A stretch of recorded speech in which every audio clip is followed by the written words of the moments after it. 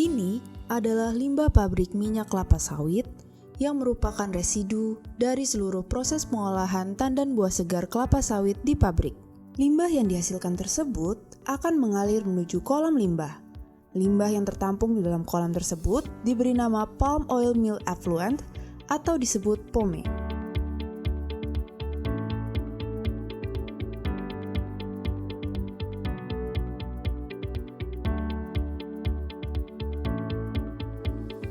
Seperti yang kita ketahui, minyak kelapa sawit berasal dari pengolahan tandan buah segar atau TBS yang dipanen dari perkebunan kelapa sawit. Pemanen akan melakukan pemotongan TBS dari pohon, mengutip buah yang membrondol, dan mengangkutnya ke tempat pemungutan hasil atau biasa disebut dengan TPH. TBS yang sudah dipanen akan disusun, dihitung jumlahnya, dan dicatat sebelum diangkut ke atas truk pengangkut buah. Pada saat tiba di pabrik, truk akan melalui stasiun jembatan timbang untuk mengetahui total berat TBS yang diangkut. Selanjutnya, TBS akan dibawa menuju stasiun loading ramp untuk disortasi sekaligus dimasukkan ke dalam peron. TBS akan dimasukkan ke dalam lori atau keranjang besi yang dapat memuat 2,5 ton TBS.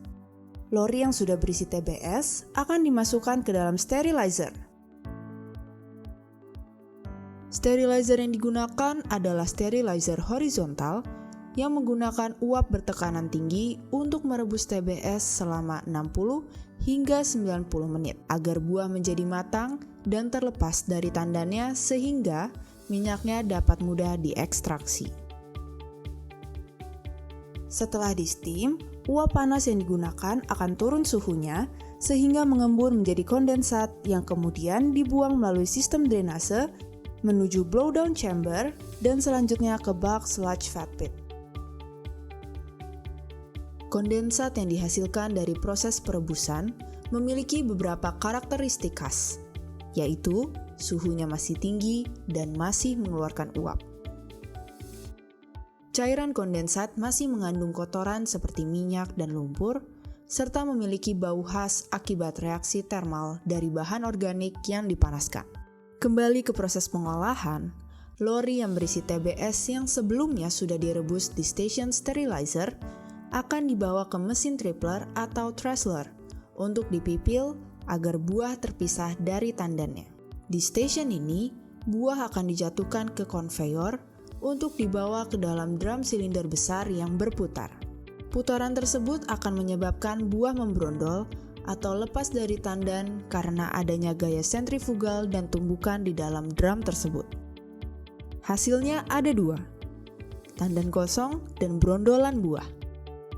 Melalui vertical conveyor, buah akan didistribusikan ke tabung digester untuk dilumatkan sehingga daging buah atau mesokarp dapat terpisah dari biji buah atau nut.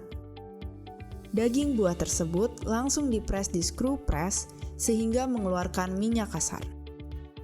Minyak kasar akan dibawa ke vibrating screen untuk disaring dengan menggunakan saringan halus dan getaran mekanis, membuat serat kasar, cangkang kecil, dan kotoran padat dapat terpisah dari minyak.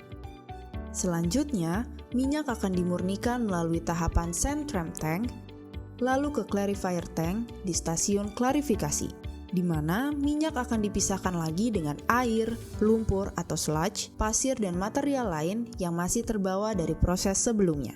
Minyak yang sudah dimurnikan dan diturunkan kadar airnya inilah yang disebut crude palm oil atau CPO, produk utama dari hasil pengolahan tandan buah kelapa sawit. Selanjutnya, CPO akan disimpan ke dalam storage tank CPO. Kembali ke stasiun klarifikasi yang dapat menghasilkan CPO, juga menghasilkan limbah cair yang masih mengandung padatan dan lumpur serta air. Air ini berasal dari penggunaan steam atau uap air selama proses pengolahan yang berfungsi menjaga suhu tetap tinggi lebih kurang 80 hingga 90 derajat Celcius, agar minyak tetap cair dan dapat mengalir di dalam pipa. Salah satu unit pengolahan di stasiun klarifikasi adalah decanter atau disebut juga tricanter. Di decanter, sludge hasil clarifier tank atau sludge tank akan diolah. Sludge yang masih mengandung minyak, air, dan padatan halus akan dipisahkan dengan prinsip gaya sentrifugal yang cepat, lebih kurang 3000 rpm. Hasilnya, terbentuk 3 lapisan atau phase. Lapisan paling luar yang terberat berisi solid, lapisan tengah berisi air limbah, dan lapisan paling dalam yang paling ringan berisi minyak. Masing-masing akan disalurkan ke proses berikutnya melalui saluran terpisah. Air limbah hasil dari decanter masih mengandung minyak namun sudah dalam kadar yang rendah. Air akan dialirkan melalui saluran pipa dan parit menuju bak terbuka, bak sludge fat pit. Dari sludge fat pit, limbah akan dipompa menuju bak fat pit sebagai bagian awal dari sistem pengendalian limbah cair atau POME handling system. Limbah cair yang masuk dalam fat pit masih mengandung sisa minyak atau residual oil dalam ambang batas yang diperkenankan dalam proses pengolahan lemak dan asam lemak bebas atau ALB, padatan tersuspensi atau suspended solids, zat organik terlarut, dan air panas. Di fat pit, suhu cairan limbah akan turun lebih kurang 40-60 derajat Celcius. Fat pit merupakan serangkaian bak terbuka dengan menggunakan prinsip aliran lambat untuk memberi waktu minyak mengapung ke atas karena viskositas yang meningkat dan memberi waktu partikel padat untuk mengendap ke bawah. Selanjutnya di bak terakhir, minyak dan lemak yang mengapung ke permukaan dapat dikutip atau di-skimming secara manual. Sedangkan air dan padatan yang sudah mengendap di fat pit akan dibuang melalui saluran parit menuju stasiun terakhir, yaitu Palm Oil Mill Effluent atau POME. POME terdiri dari beberapa kolam dengan fungsi masing-masing, yaitu kolam pertama sebagai kolam pendingin, kedua kolam anaerobik, ketiga kolam fakultatif, keempat kolam aerobik, dan kelima kolam pemurnian. Limbah cair yang mengalir menuju kolam pertama atau kolam pendingin masih memiliki kandungan minyak sekitar 0,5% terhadap sampel.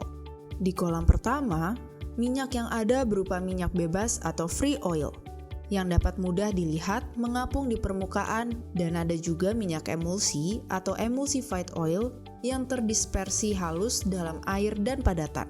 Warnanya cenderung gelap karena mengandung banyak partikel organik dengan asam lemak bebas yang tinggi di atas 10 hingga 40% atau bahkan lebih.